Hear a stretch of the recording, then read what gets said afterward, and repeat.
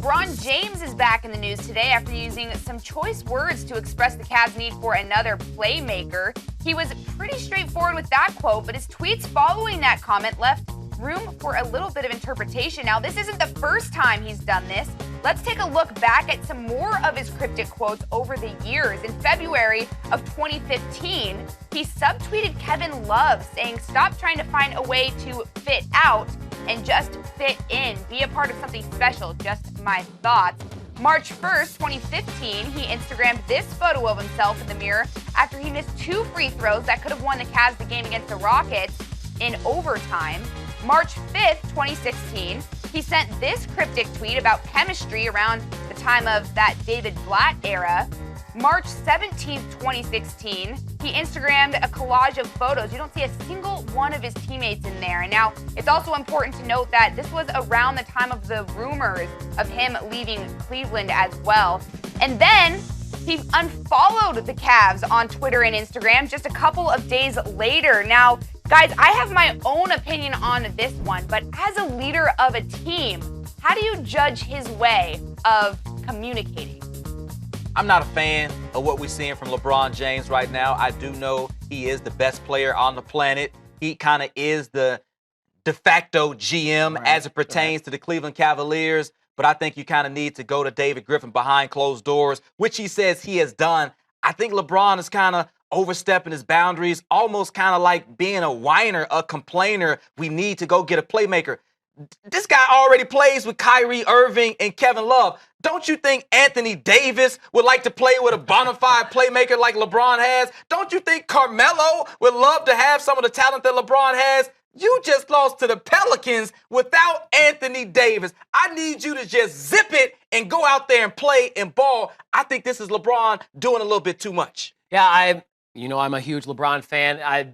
This is not the most becoming behavior from LeBron James, but I will say this, when you make the point about guys like Anthony Davis, like Carmelo Anthony, I'm sorry, but they're not being measured to the same standard that LeBron James is. LeBron James has said he's chasing the ghost of Michael Jordan, and he knows that everyone is waiting to say, "You're not Michael Jordan. You'll never be Michael Jordan. You'll never accomplish what Michael Jordan accomplished." That's what he's working against. So I understand why he feels the necessity, especially at the age of 32. He's not getting any younger. Even though his body and his ability still defies his age and all the miles he's put on his body, I think he feels the necessity to take into his own hands his legacy and what can affect his legacy, i.e. the teammates that are around him. Because for the first decade of his career, he didn't really say much about what he had around him. And the Cleveland Cavaliers did a horrible job surrounding him with talent worthy of his to win a championship. He went to Miami, found out what it's like to be in a championship culture, brought that back to Cleveland, and established him as a championship team. But he doesn't want to stop at just one for Cleveland. He doesn't want to stop at just 3 titles and 3 rings for himself individually. He wants a 4th, a 5th, and a 6th. And to do that, he has to be exacting and demanding because he's being measured against the greatest of the great of all time. They just went and got Kyle Korver.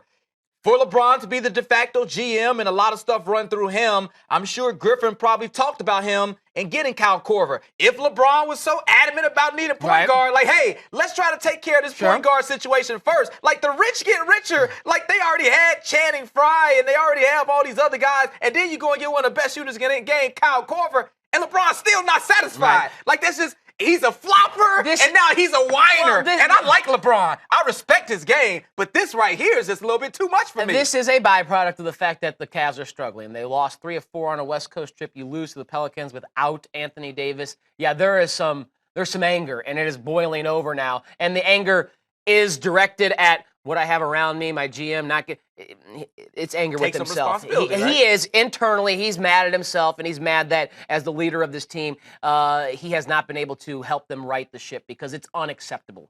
Unacceptable to be as bad as the Cavs are playing right now when you have the talent they do. Certainly we'll keep our eye on what moves the Cavs make because LeBron feels like he certainly needs a little bit more help.